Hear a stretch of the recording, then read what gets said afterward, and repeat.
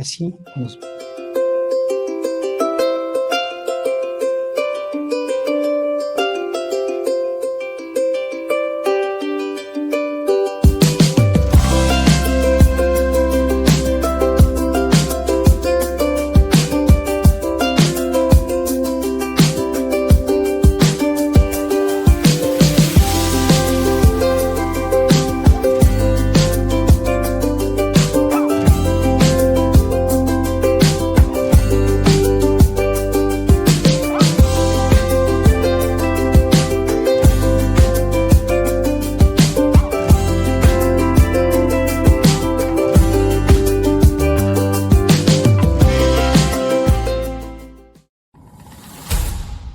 Potencia tus conocimientos. Evoluciona constantemente.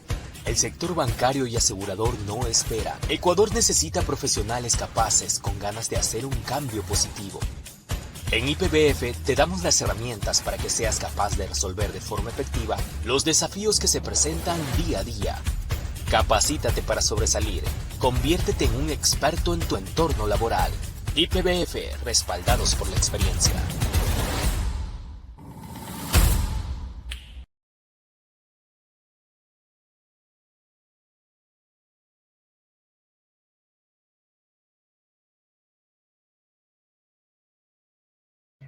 Muy buenas noches con todos. Qué gusto el día de hoy tenerles dentro de esta sala formato presencial y formato virtual. En conjunto con ustedes, el día de hoy seguimos con estos procesos y estos webinars en los que nosotros queremos precisamente desde el IPBF seguir ampliando estos procesos de comunicación y transparencia para quienes son parte de nuestra comunidad y más aún para quienes son parte del ecosistema. Recuerden que como Instituto de Banquiseguro servimos a dos industrias claves, el sector bancario y el sector asegurador. Y el día de hoy me complace conversar con ustedes y con nuestras ponentes. Muchísimas gracias, Lorena, Catalina y Lorena Flores también en formato virtual. Hablar sobre cobranza versus protección de datos, este equilibrio, esta línea tan delgadita entre el derecho al cobro y la privacidad en el sistema financiero ecuatoriano. Nuevamente, gracias por acompañarnos. ¿Qué es lo que cómo vamos a trabajar? Acostumbramos realizar una hora de conexión en la que vamos a trabajar en conjunto. Recuerden, esta es una conversación técnica, no es una asesoría legal particular, ya sabemos de eso. Lo que hoy queremos es precisamente encontrar estas diferentes instancias desde las que nosotros podemos trabajar en conjunto desde cada una de las aristas del ecosistema financiero. Se encuentra con nosotros Lorena Flores, especialista en Derecho Constitucional en formato online. Bienvenida, Lorena. También se encuentra con nosotros Catalina Pasos, experta en el sistema financiero y en regulación, y Lorena Naranjo, referente en protección de datos personales. Muchísimas gracias por acompañarnos. ¿Qué les parece si arrancamos? Como les comentaba, todas las consultas que ustedes tengan, por favor, la dejan en el lado izquierdo, en el recuadro. Pueden dejarnos indicándonos a quién quieren realizar la consulta. De lo contrario, pues vamos a avanzar. Cada una de nuestras ponentes tendrá alrededor de 15 minutos con ciertas consultas, preguntas, inquietudes con las que voy a comenzar. Y la idea es que ustedes desde sus cámaras, desde sus dispositivos, puedan ir generando esta conversación con nuestras ponentes. Arranquemos con Lorena Flores desde este piso constitucional, Lore. Sí, perfecto, estás con nosotros, Lore. Danos un poquito este preámbulo de qué son estos estándares de proporcionalidad que debe de conservar en toda instancia hacia un usuario en el sector financiero. Lore, te escuchamos. Muchísimas gracias con todos y todos. Bueno, en realidad para poder entrar en materia, justamente hablando de estas dos aristas tan grandes que son justamente el derecho a la propiedad como tal, que de ahí se va a derivar el derecho al cobro, y estamos hablando de algo importantísimo, que es el derecho a la protección de datos personales. Y es ahí justamente donde el ejercicio de ponderación va en qué derecho va a pesar más por encima del otro. Pero si vamos a ver justamente esto, tenemos que analizar de dónde viene justamente el derecho a la protección de datos, que va a la integridad per se del ser humano. Y allí vamos justamente con estas distorsiones que se dan en el marco justamente del derecho al cobro. Porque si bien es cierto, justamente el reto consiste en ver y desvirtuar cuál de los dos va a pesar más, ¿sí? Y en ese sentido, tenemos que ver que la misma Constitución ya analiza justamente el derecho a la protección de datos en su artículo 66, numeral 19, donde reconoce, ya lo está colocando como un derecho realmente de primera orden, un derecho fundamental. Tanto es así que inclusive existe una ley de protección de datos personales y eso hace que inclusive las instituciones tengan que tener protocolos de seguridad de datos y que no se pueda, ¿no es cierto?, exponer esta información que afecta a mi integridad. Y en ese sentido, también tenemos que ver que sí, si bien tenemos el derecho, ¿no es cierto?, la misma normativa, la Constitución habla también de que no existe un trabajo gratuito, que existe el derecho de la propiedad, existen los títulos de crédito y demás, también está el hecho de que la distorsión se ha dado en justamente ya no solo ir al hecho de cobrar o llamar o hacer gestiones de cobro a la persona como tal. Se ha distorsionado en tanto a que esta forma de cobrar se ha convertido en un acoso, en transgredir justamente mi integridad como persona, mi integridad al momento de que un familiar, un amigo o mis datos han sido corrompidos de tal manera que se utilizan para perseguir a un tercero. Ahí justamente está la distorsión que existe entre estos dos derechos. Si bien el derecho a la propiedad es importantísimo, la tutela del crédito, ¿no es cierto?, también está justamente no solo en la Constitución, sino también en el Código de Comercio, en el Código Civil, la cobranza, ¿no es cierto?, la facultad que tiene el acreedor de gestionar la cobranza y la recuperación de cartera. La gestión de cobros debe ser totalmente proporcionada y ajustada a la finalidad de los datos. ¿Y por qué? Porque hay ciertas tensiones identificadas en la práctica ecuatoriana que se han visto, como por ejemplo las llamadas a familiares o empleados sin autorización. No sabemos de dónde salen los datos, ya está prohibido justamente, ya tenemos justamente esta restricción, sin embargo todavía sucede. Tenemos una difusión pública inclusive, muchas veces del estado de morosidad de mis datos, de mi deuda a otras personas que no tienen nada que ver. Un hostigamiento telefónico en horarios que son inadecuados y también uso de datos alternativos sin un respectivo consentimiento. Entonces, estas prácticas están violentando no solo mi derecho a la protección de datos, sino mi derecho a la integridad, a la intimidad como tal. Y ahí justamente la misma Corte habla de la proporcionalidad y el interés que tiene que tener, ¿no es cierto?, el interés económico no va a justificar este tratamiento arbitrario. Un banco, por ejemplo, no puede difundir morosidad sin autorización, ¿no es cierto? No puede hacerlo porque son datos totalmente protegidos, ¿sí? Si bien es cierto, puede hacer sus acciones de cobro, pero dentro del marco de la protección de derechos.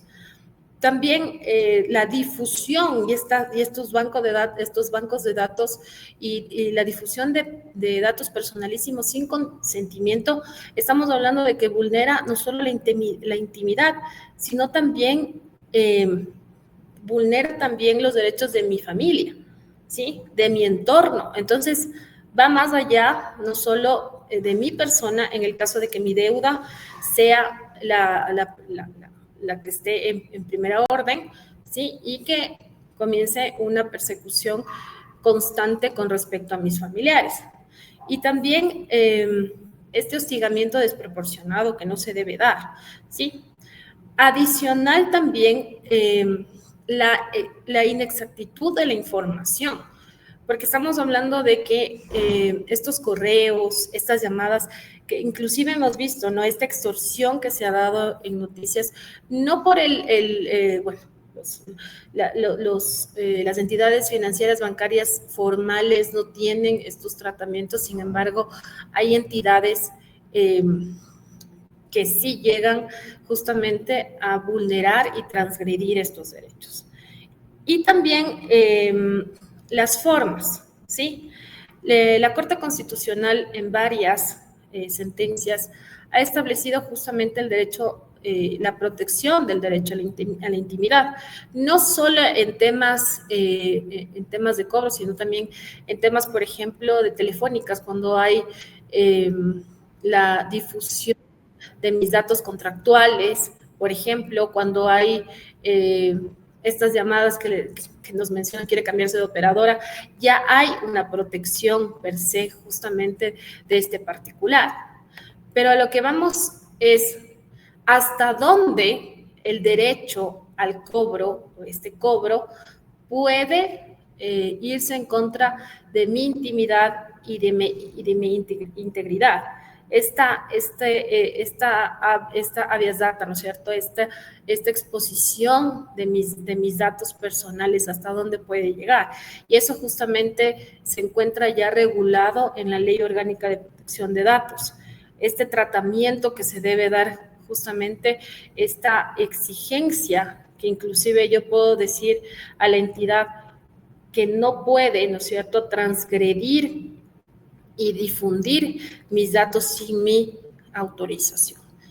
Entonces, en temas constitucionales está sumamente claro que en proporcionalidad el derecho a la intimidad, el derecho justamente a mis datos va a estar por encima de un derecho al cobro.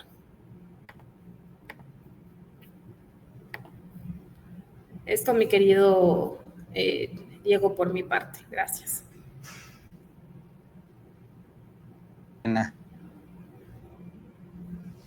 Esa es la magia del en vivo. Muchísimas gracias, Lore, por tu intervención. Ahora quisiera consultarte, Lore Naranjo, ¿cuándo basta la ejecución de contrato o una obligación legal y cuándo conviene documentar este tipo de intereses legítimos como prueba de balanceo? Bueno, quisiera un poco tomar esta pregunta que me haces con un antecedente preliminar, como para darle un hilo conductor a este panel. Cuando la Ley Orgánica de Protección de Datos Personales se elaboró, se estructuró con una visión que se alineaba al modelo del Reglamento General de Protección de Datos Personales. Por lo tanto, se superó la Directiva Europea del 95 y la distancia entre el documento del 95 y el del 2016 precisamente radica en las bases de legitimación. Yeah.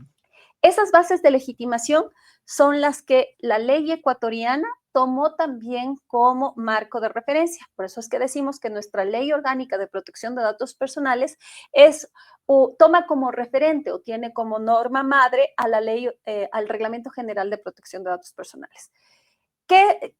¿En qué se traduce esto en la práctica? Primero, que se reconoce que aquí en el Ecuador y casi todos los países latinoamericanos reconocen a la protección de datos personales como un derecho fundamental.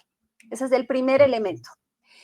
¿Qué significa que es un derecho fundamental? Un derecho constitucional que tenemos todas las personas por el hecho solo de existir como seres humanos. Y por lo tanto, este derecho, que ya incluso está en la Carta de Derechos Digitales, es un derecho humano, está en el mismo nivel de jerarquía que otros derechos. De ahí que, por ejemplo, la colega ha hecho un análisis de ponderación de derechos entre el derecho a la propiedad y el derecho a la protección de datos personales, que en el caso ecuatoriano es distinto del derecho a la intimidad. Por eso es que en el artículo 66, numeral 19, hablamos de protección de datos personales y en el artículo 66, numeral 20, hablamos de derecho a la intimidad. Entonces, cuando estamos hablando de cobranzas, nosotros debemos distinguir que con la misma acción podemos estar afectando tanto al contenido esencial del derecho a la protección de datos personales como al contenido esencial del derecho a la intimidad. y dependiendo de las acciones que se realicen para esta cobranza, habrá que verificar que no se estén afectando a uno u otro derecho e incluso podríamos hablar de una afectación al derecho a la identidad y a la integridad, cada uno con su distinto contenido esencial. Adicional a ello, tenemos que como elemento sustancial está las bases legitimadoras. Las bases legitimadoras es el elemento con el cual logramos equilibrar a nivel legal este ejercicio de proporcionalidad que muy bien nos explicó mi colega Lorena Flores. ¿Por qué? Porque la ley ya determinó cómo se hace ese ejercicio de ponderación. Este ejercicio se realiza entonces identificando que la primera base legitimadora con la cual se realiza el tratamiento de datos personales es la ley. Si es que la ley me establece que yo puedo realizar un específico tratamiento, esa ponderación ya lo hizo el legislador. Ejemplo de ello, la información que maneja el Instituto de Seguridad Social, en el que todas las empresas ecuatorianas o todos los que tenemos bajo nuestro cargo una persona en relación de dependencia, tenemos que transferir ciertos valores de aporte por seguridad social y en ese aporte hay datos personales. Quién es el empleado, qué aporto mensualmente, etcétera, etcétera. Un intercambio de información, al menos una comunicación de datos al Instituto de Seguridad Social. Entonces, hay una norma expresa que habilita esa entrega de información que dice todos los meses el instituto tiene que recibir de todas estas organizaciones tales y cuales informaciones para el registro de la seguridad social en el Ecuador. Ese es solo un ejemplo, podemos tener miles en la ley. La segunda base legitimadora es por orden judicial. Una sentencia que nos dispongan o una orden judicial en donde nos digan usted tiene que entregarme los datos. Ejemplo facilito de libro, necesito que me dé el sueldo de tal empleado para calcular algún tema de alimentos. El tercer elemento es un interés público, que no aplica al caso. El cuarto elemento son los fases precontractuales, contractuales, en donde es la base legitimadora que nos va a ayudar a poder realizar el tratamiento de datos personales dentro de un marco de cobertura que es el contrato. Yo tengo una obligación contractual que voy a cumplir en tanto que me han dado un crédito o que he adquirido un producto y que tengo una obligación de pago. Esa obligación de pago puede llegar a no cumplirse y habilita a la contraparte a que ejercite el derecho al cobro. En ese derecho al cobro, en esos contratos que no necesariamente tienen que estar documentados por escrito, porque hay diversos tipos de contrato, un contrato verbal, un contrato real, un contrato solemne, está la base de legitimación de la cobranza.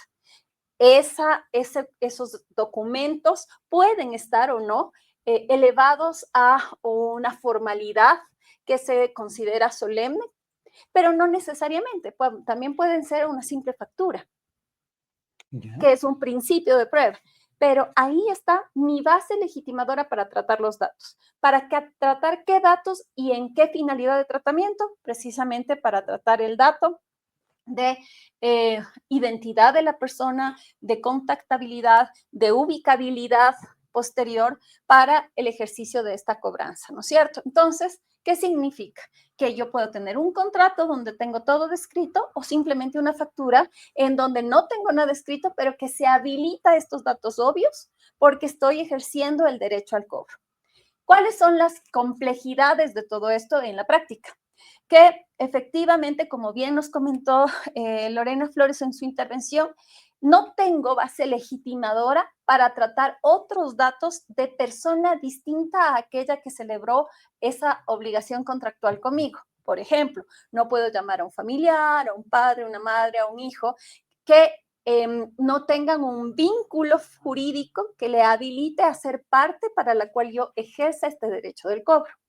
De la otra perspectiva, puede ser que yo haya por la parte contractual, sobre todo en banca y en seguro, donde sí se ejecutan contratos físicos o contratos con instrumento, en donde yo haya descrito que hay puntos de referencia, en donde yo haya descrito que hay recomendaciones, pero en donde en ningún elemento aparece que esas partes van a ser punto de contacto para generar la ubicabilidad del cobrado y menos para responderme con las obligaciones, a menos de que sea un garante, que eso ya es otra figura.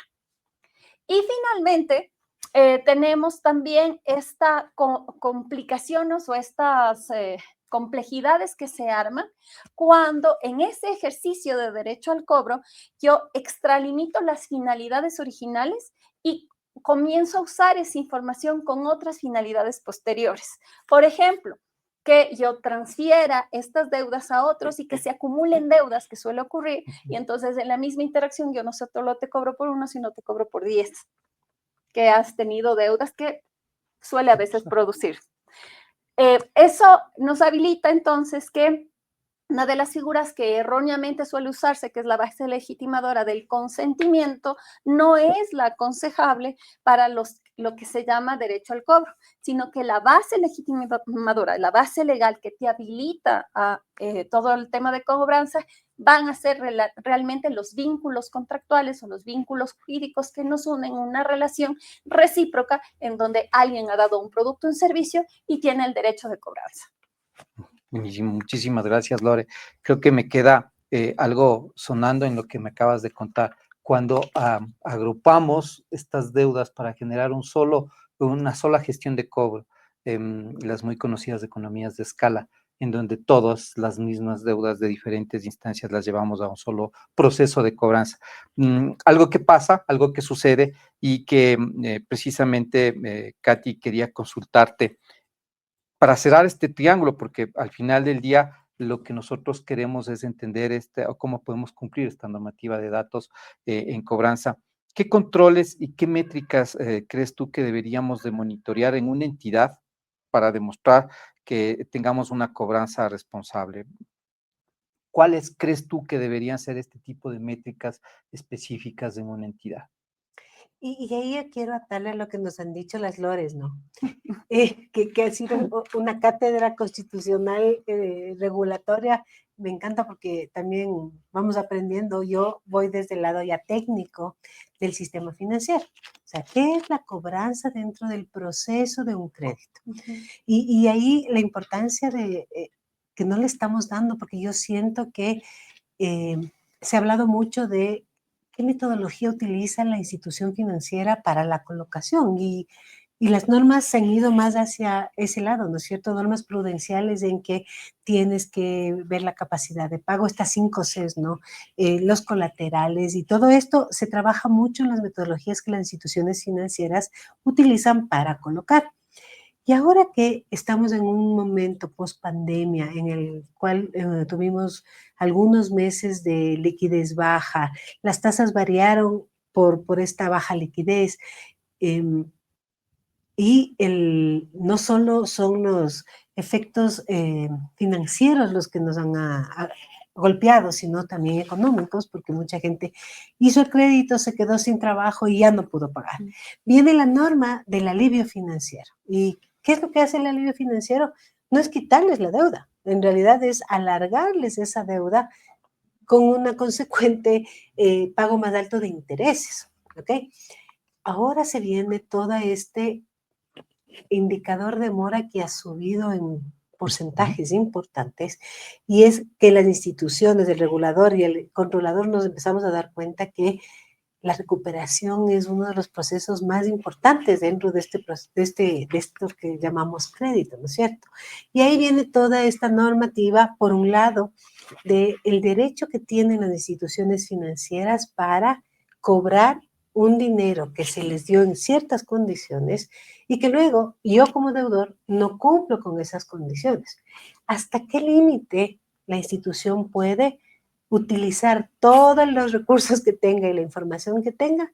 Y ahí justo lo que nos contaba Lore de esta norma que dice cuidado, la protección de los datos de sus clientes es súper importante. Entonces, ¿hacia dónde yo le vería que deberían ir los controles? Y ahí les voy a poner unos 2 ejemplos que ya me han pasado a mí personalmente. Un día, una mañana me llama mi mamá, molesta, Catalina, me llamaron del CNT que estás debiendo por el teléfono. Entonces yo me quedo así, digo, mami, ¿de dónde les llamaron? CNT. O sea, entonces esto no solo es en el campo financiero, en todo lo que es cobro actualmente se están valiendo de todos los medios que tengan.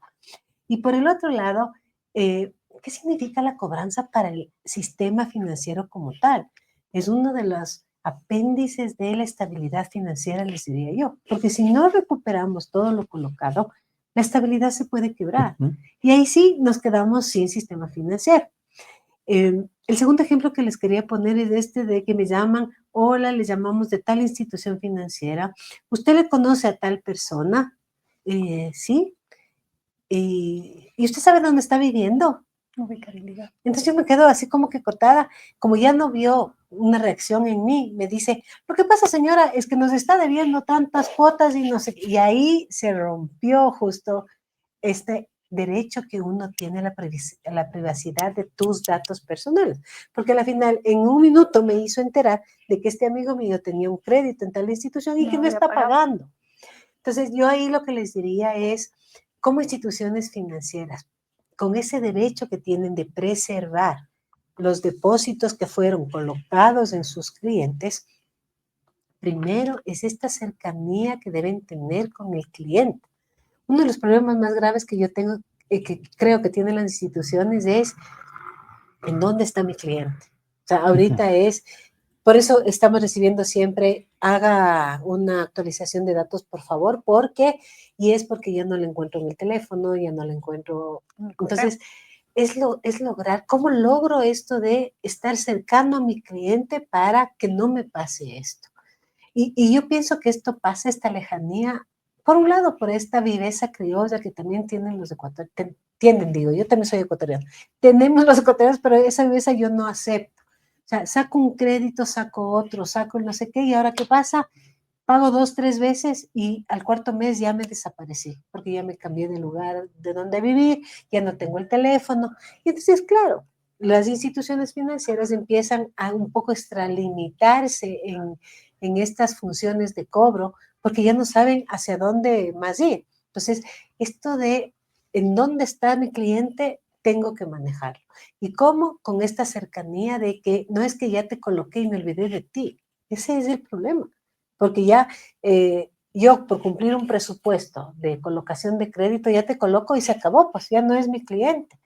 Entonces, no cortemos, para mí eso es súper importante, que la gente que colocó ese crédito siempre esté cercano de manera que se entere que se quedó sin trabajo, que no va a poder pagar la siguiente cuota. Y en ese caso yo ya empiezo a asesorarle, a decirle, ¿sabe que existe el refinanciamiento y la reestructura?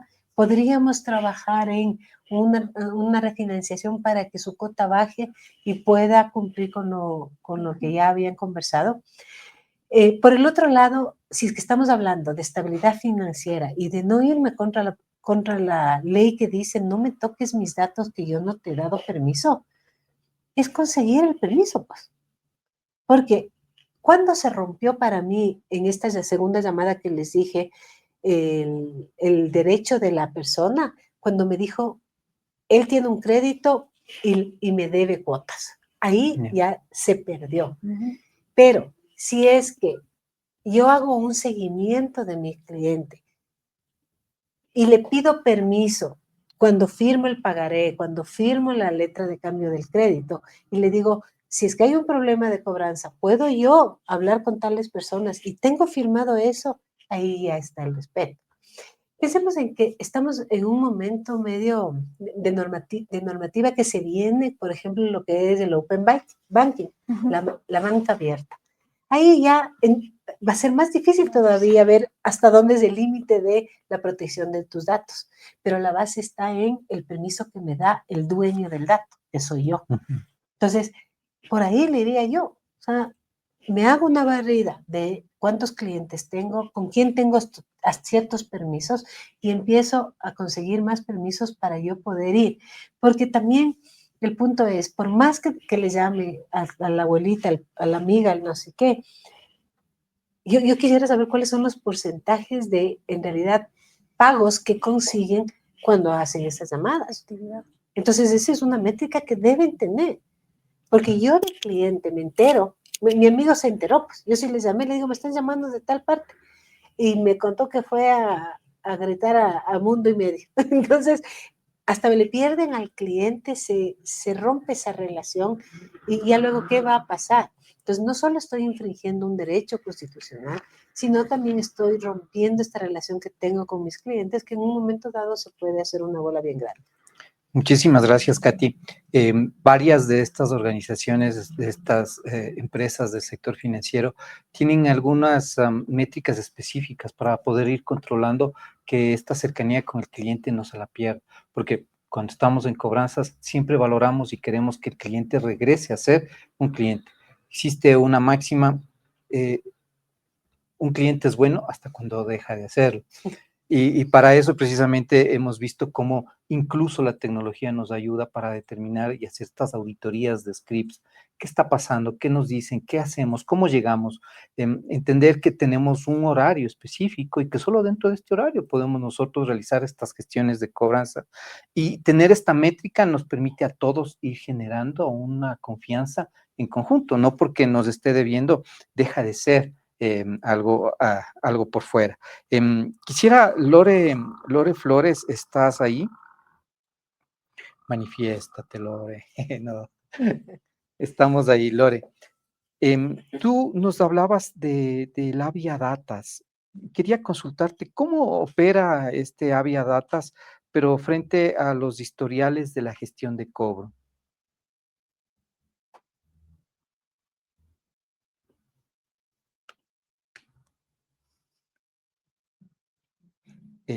No te escucho. Ahí creo que estás. Parece que estás en mute.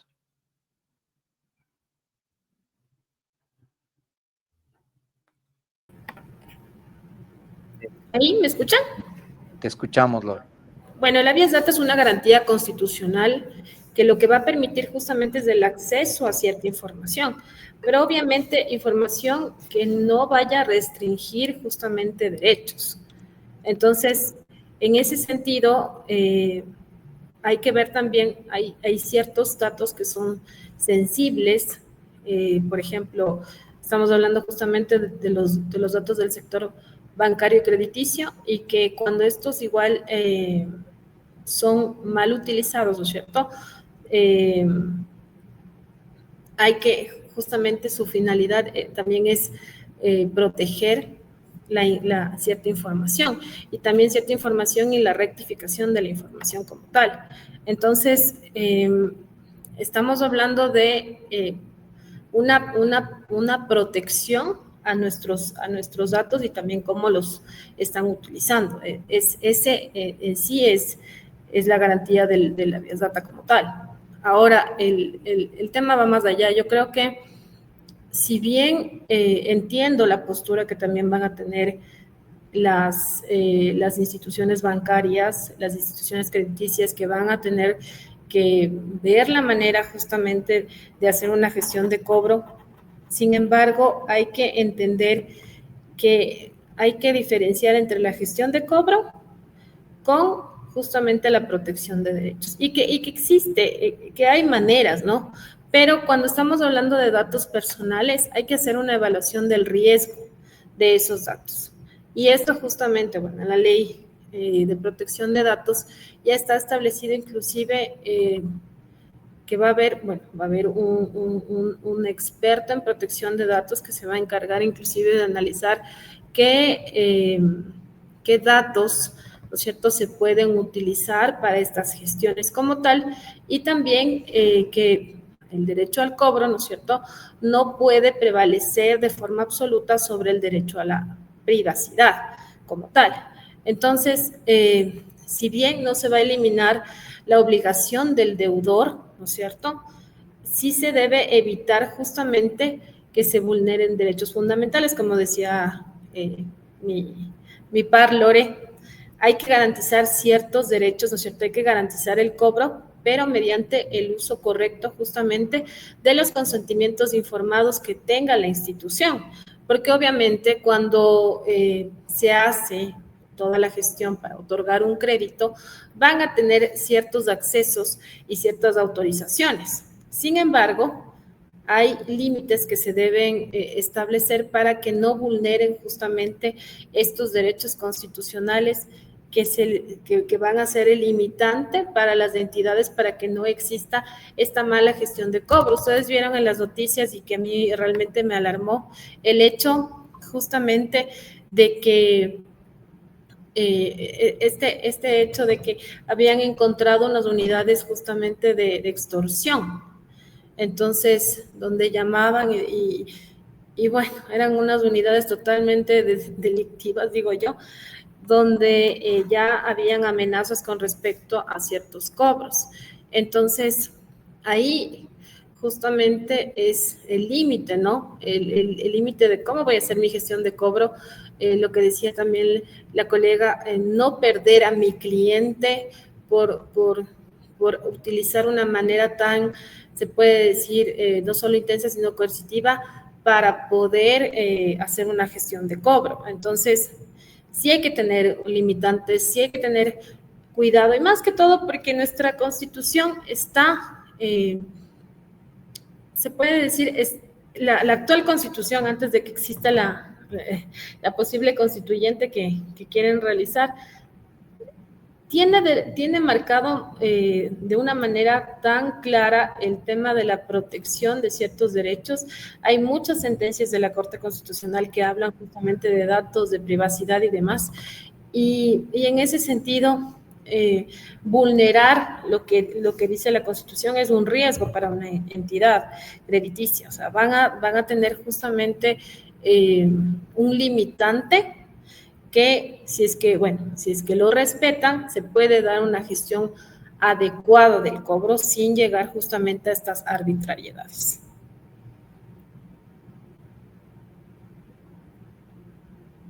Gracias. Eso sería por mi parte, mi querido Diego. Sí, muchísimas gracias, Lore. Justamente tú hablabas de un caso público que fue un tema muy álgido, estos famosos call centers disfrazados que están totalmente fuera de la normativa.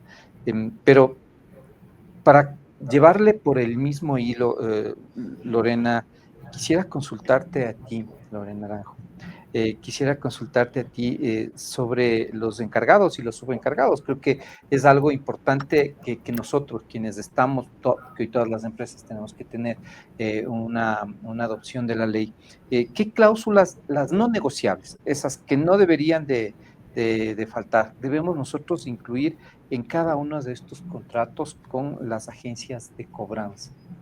Ok, como bien nos mencionó hace un momento Catalina, el tema de los encargados no son los encargados solamente del sector bancario o del sector asegurador, sino todos los encargados de tratamiento que pudieran hacer gestión de cobro, porque nos dio hasta un ejemplo de una empresa de telefonía, ¿no es cierto? Pero en realidad hay muchas empresas que utilizan a encargados de tratamiento para la gestión de cobros.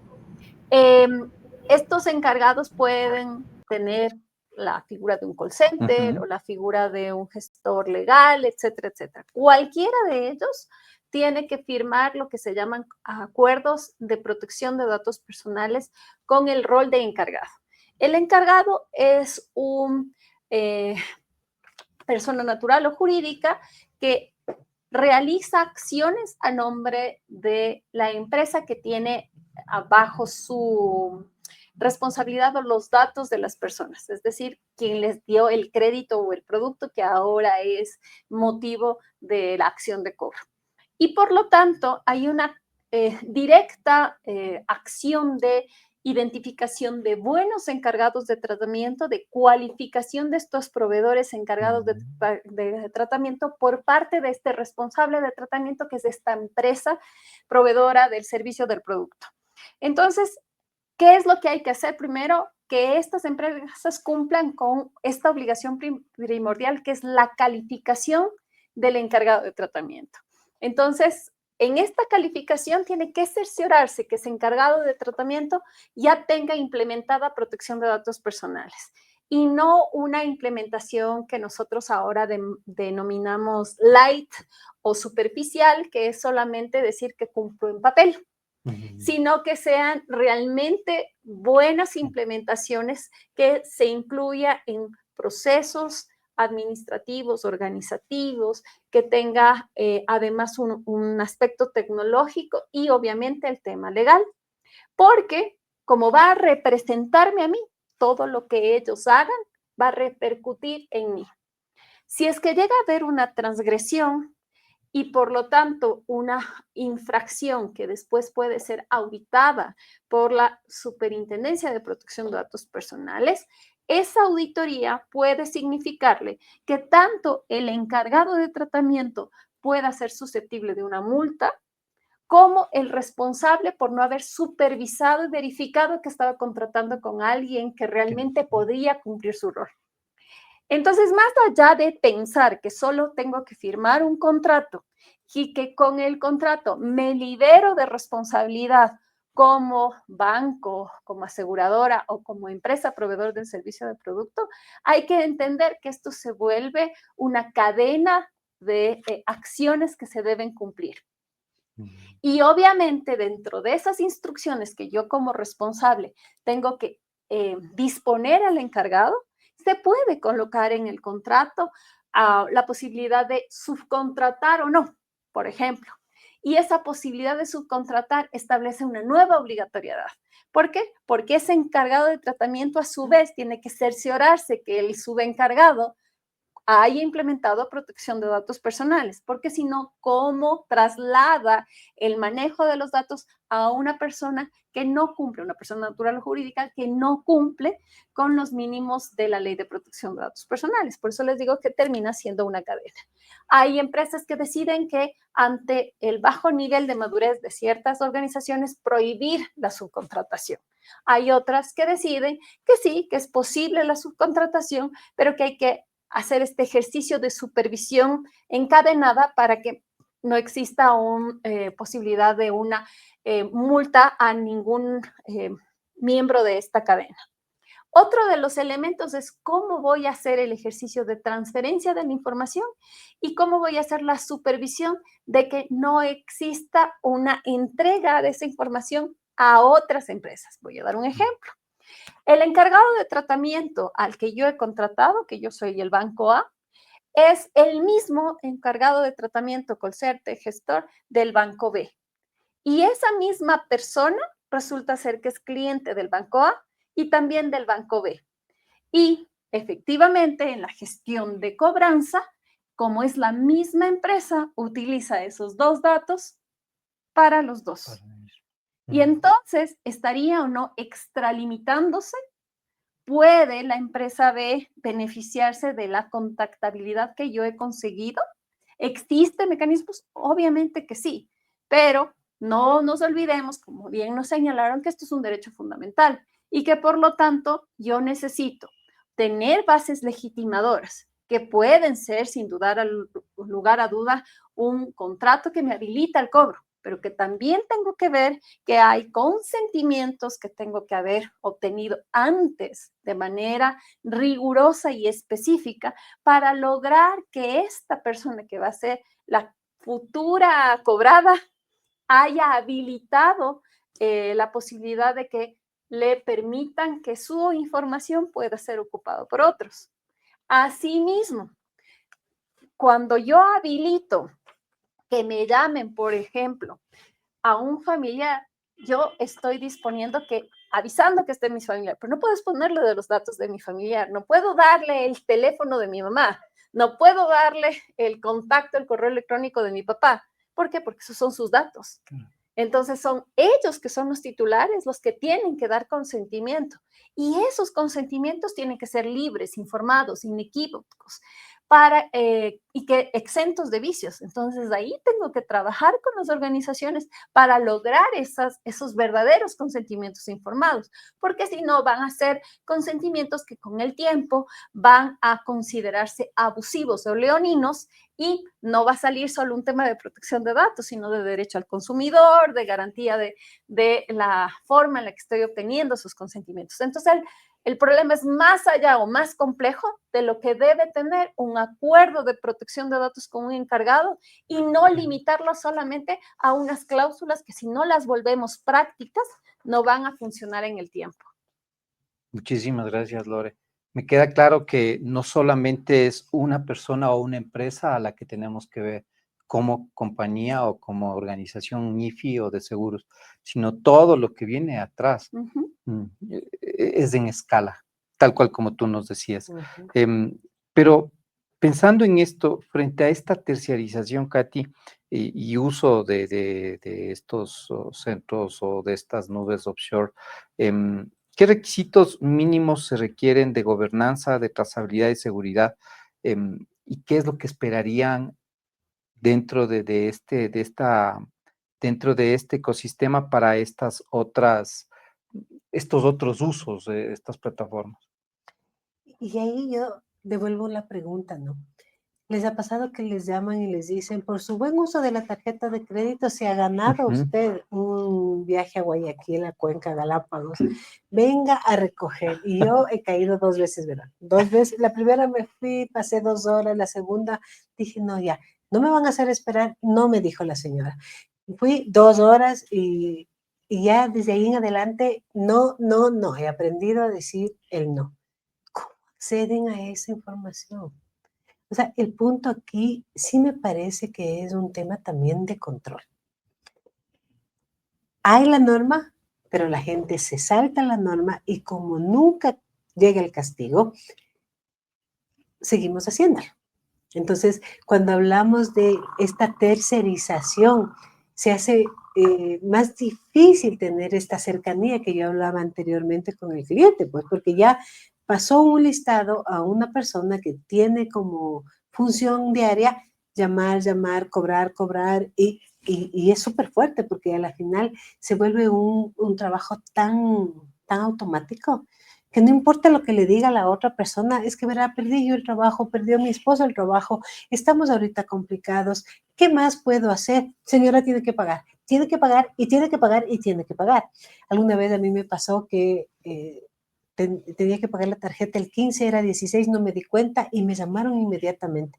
Y yo nunca he tenido problemas en pagar, entonces hasta me molesté porque digo, pero oiga, es recién un día y usted ya me llama a tratarme como la mala pagadora completo.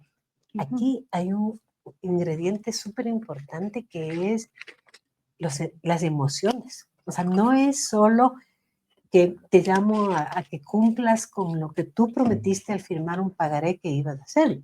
Es que te estoy diciendo, no me estás pagando. Entonces, claro, ya el cliente se pone en la defensiva. Ah, pero es que usted no entiende, yo no tengo ahorita, ya le voy a pagar la próxima semana. No, no se puede, se pierde completamente la empatía.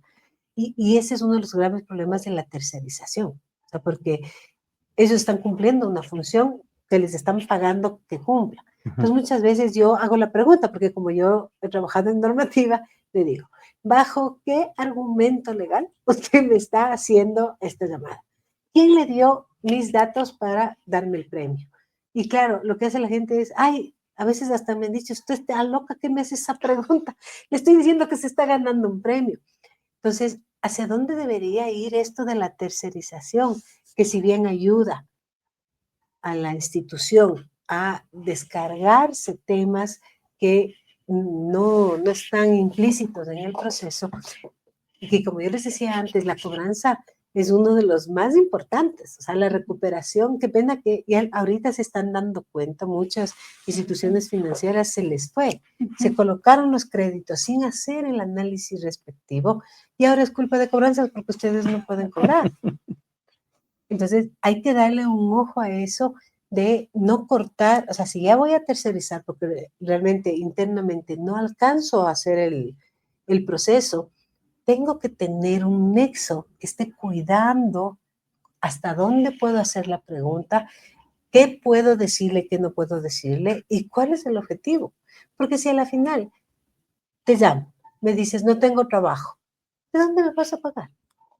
O sea, en realidad ya las instituciones financieras tienen que irse un poquito más allá y empezar a tratar de, primero, ajustar el tema de la colocación. O sea, yo siempre digo, cuando doy clases. O sea, por favor, no es solo cumplir el presupuesto. Cuidemos, hagamos un análisis verdadero de a quién le estoy dando ese dinero y no le mandemos a la parte de cobranzas ya el problema cuando ya no se puede cobrar. Entonces, yo pienso que va por ese lado. Muchísimas gracias, Katy. Creo que es hora de empezar a abrir el micrófono, las preguntas de nuestra audiencia. Tenemos muchas preguntas que nos han hecho a lo largo de estas 45 minutos. Y recuerden, por favor, si es que desean hacer alguna inquietud a una de nuestros ponentes, por favor, nos comentan en el cuadro izquierdo. Pero vamos a arrancar. Tengo una consulta para Lorena Naranjo. Santiago Chiriboga nos dice, un socio al acceder un crédito autoriza que se realicen las gestiones necesarias para la recuperación del crédito. Se puede dejar notificaciones donde se indica la identidad de la persona y los valores adeudados en lugares visibles, como puede ser en la puerta de la vivienda, tanto para deudores como para garantes. Creo que no se podría dejar, ¿no? No, a ver, no entendí lo de socio, un Eh, socio. Entiendo que debe de o sea, ser de una socio cooperativa. De una cooperativa, ¿no es cierto? Debería de ser, Ya. ajá. Ok, a ver, tenemos ahí un tema y es que hay una obligación de notificación. Ujú. Entonces, uno de los mayores retos, y entiendo la pregunta, si es acotada a las cooperativas, es que las notificaciones para un banco suelen ser un poco más sencillas porque hay o teléfono o correo electrónico o un SMS, o sea, hay muchos canales. Pero para las personas que pertenecen a la economía popular y solidaria no es tan fácil. ¿Por qué? Porque ya no hay el teléfono, el correo no se usa por la brecha digital que tenemos y eso significa que hay que hacer las notificaciones en las casas. Esas son otras realidades. Y esas notificaciones son un reto, porque efectivamente hay que encontrarle en persona, es el equivalente a una citación. Entonces, tengo que encontrarte en persona para poderte dar en las manos, porque si le doy a un tercero, no hay la evidencia de que realmente tú me recibiste y que te notifiqué. Por eso es que es la pregunta de si es que puedo dejarle en la puerta. Pero pasa lo mismo. El dejarle en la puerta para que tenga efectos de notificación necesita que haya o una normativa legal o una resolución que ampare que esa acción puntual equivale a notificar. Porque si no, lamentablemente las notificaciones solo se cumplen si es que tú realmente recibiste la información. Y eso no. Esa sería la problemática real en este caso específico. Es un espacio para trabajar con la superintendencia para que nos dé unas opciones para estos espacios específicos, porque en el entorno bancario creo que es distinto el escenario. Muchísimas gracias, Lore. Tenemos una inquietud de parte de Santiago Chiriboga para Lorena Flores, igual Santi, también para nuestros dos ponentes. Muchas gracias, Santi. Lore, si un cliente, a pesar de tener firmada la autorización de que la institución realice las gestiones de cobro, puede interponer una acción de habeas data para evitar que le dejen notificaciones en el domicilio por falta de pago? No hay relación con eso. Sí, con respecto a la pregunta, no. La notificación se da justamente para el procedimiento administrativo que tiene que hacerse para ejercer justamente la acción de cobro.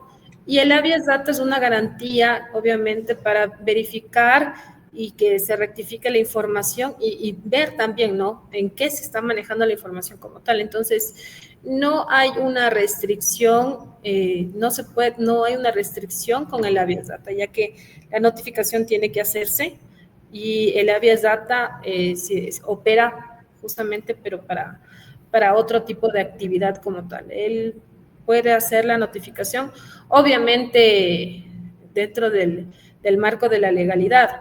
No va a ser una notificación, justamente lo que ustedes comentaban anteriormente, una notificación donde expongan los datos de la persona, todo el mundo en un lugar público como tal. Entonces, en ese sentido, sí puede hacer la notificación.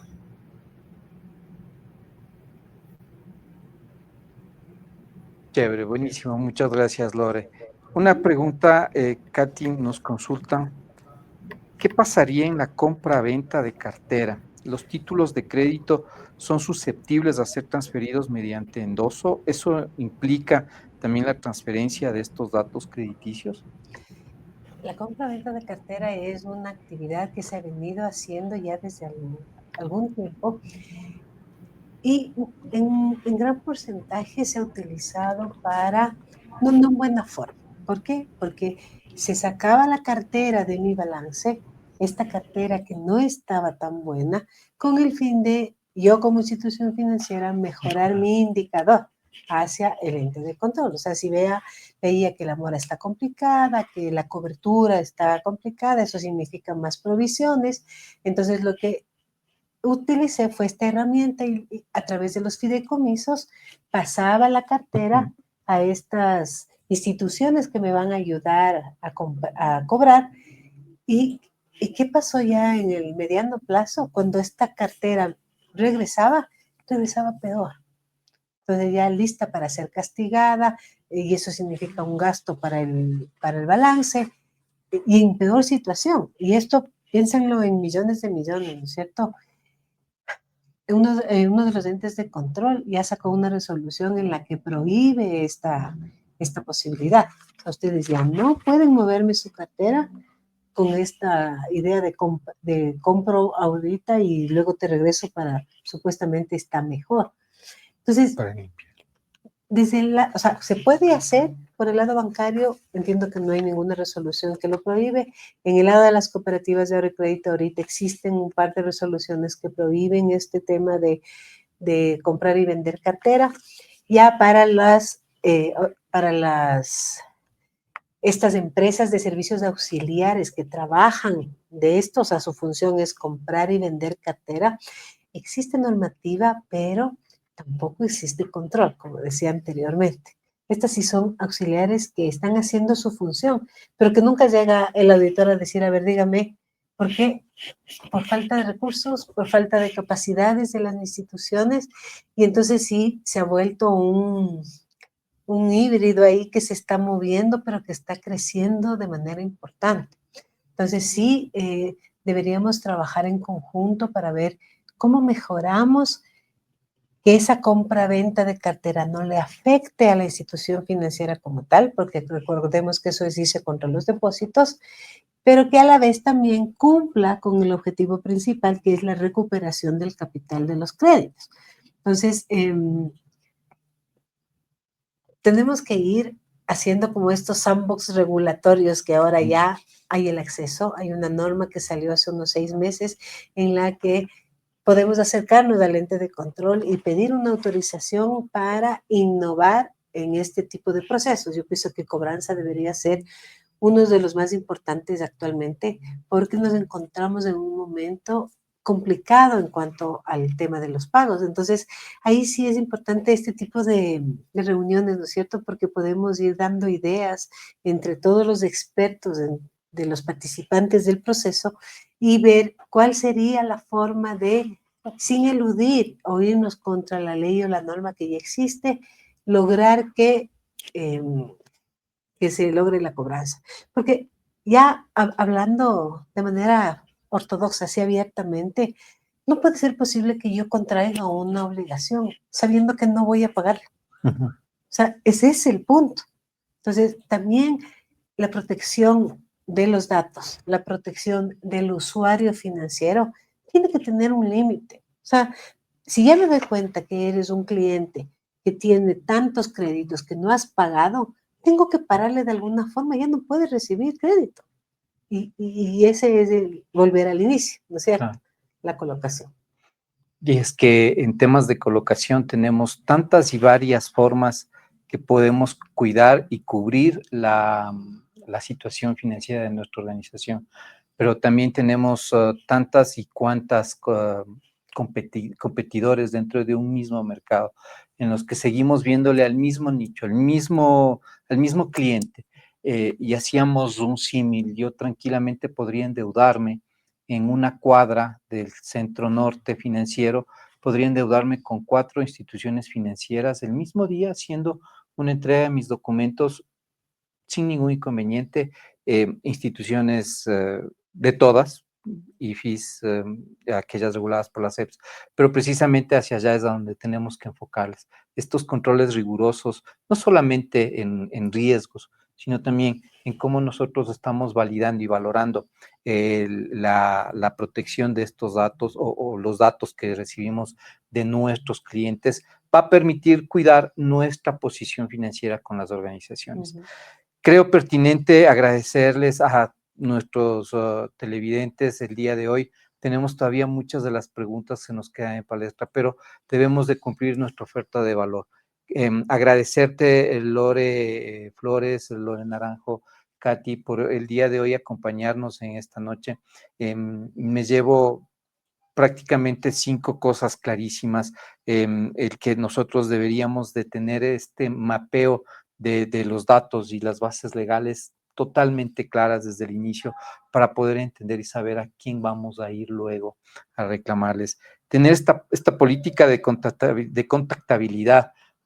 Es cierto que en muchas ocasiones nos hace falta cuando nosotros colocamos el crédito, pero en otras tantas cumplimos con lo que nos dice la normativa, incluso con lo que nos dicen los propios reglamentos a la interna de cada organización.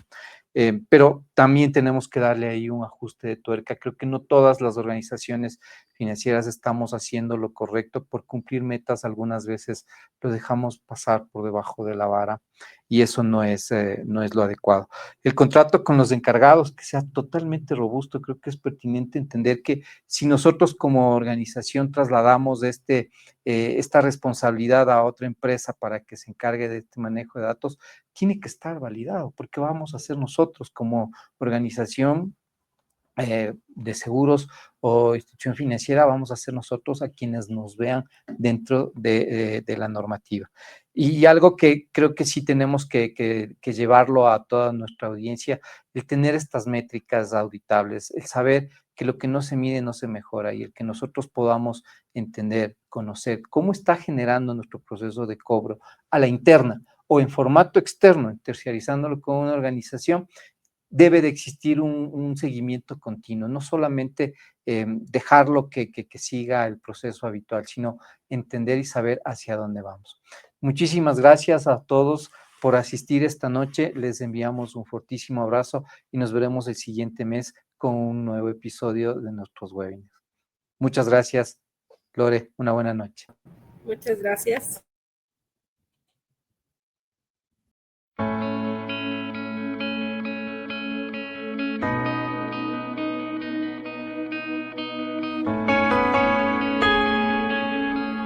Si estás emprendiendo en el mundo del brokeraje y deseas brindar una asesoría integral a tus clientes, te comento que el IPBF ha diseñado un programa exclusivo para ti. Se llama Programa de Gerencia para Brokers de Seguros. Este programa tiene 2 módulos de capacitación. En el primero veremos todo lo que tiene que ver con gerencia técnica, con materias como actualización de normativa legal vigente, ramos generales y ramos de vida. El módulo 2 es gerencia comercial con 4 materias que incluye innovación, marketing, ventas y finanzas. Un programa que se va a desarrollar en el transcurso de 5 meses y al final tú recibirás una doble certificación, una a cargo del IPBF y la otra con el aval de EDES Business School. Te esperamos. Potencia tus conocimientos. Evoluciona constantemente. El sector bancario y asegurador no espera. Ecuador necesita profesionales capaces, con ganas de hacer un cambio positivo. En IPBF te damos las herramientas para que seas capaz de resolver de forma efectiva los desafíos que se presentan día a día. Capacítate para sobresalir. Conviértete en un experto en tu entorno laboral. IPBF, respaldados por la experiencia. Si estás emprendiendo en el mundo del brokeraje y deseas brindar una asesoría integral a tus clientes, te comento que el IPBF ha diseñado un programa exclusivo para ti. Se llama Programa de Gerencia para Brokers de Seguros. Este programa tiene 2 módulos de capacitación. En el primero veremos todo lo que tiene que ver con gerencia técnica, con materias como actualización de normativa legal vigente, ramos generales y ramos de vida. El módulo 2 es gerencia comercial con 4 materias que incluye innovación, marketing, ventas y finanzas. Un programa que se va a desarrollar en el transcurso de 5 meses y al final tú recibirás una doble certificación, una a cargo del IPBF y la otra con el aval de EDES Business School. Te esperamos.